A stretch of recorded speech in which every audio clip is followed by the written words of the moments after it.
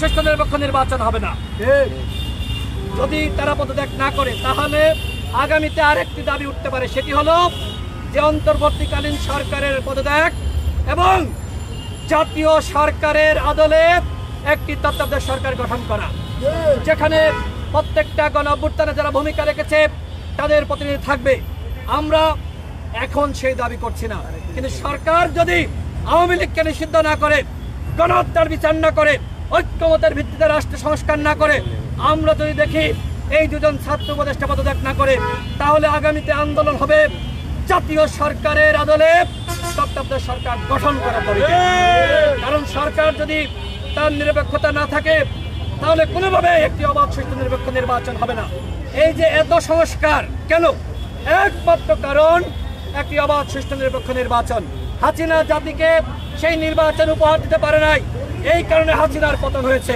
সুতরাং কেউ যদি মনে করে আমরা নির্বাচনে কারচুপি করব, কেউ যদি মনে করে আমরা গণহত্যার বিচার করব না, কেউ যদি মনে করে আওয়ামী লীগকে নিষিদ্ধ করব না, তাহলে তাদেরকে উপদেষ্টা পরিষদে রাখা হবে না। আমাদের দাবি স্পষ্ট।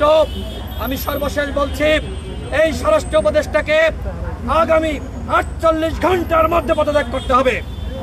স্বরাষ্ট্র উপদেষ্টা যদি পদত্যাগ না করে তাহলে সারা দেশে গণ অধিকার পরিষদ এবং তার অঙ্গ সংগঠন প্রধান উপদেষ্টার গ্রিন সিগন্যাল পেয়ে স্বরাষ্ট্র উপদেষ্টার সহযোগিতায় দামি রাষ্ট্রপতি আব্দুল হামিদ পালিয়েছে।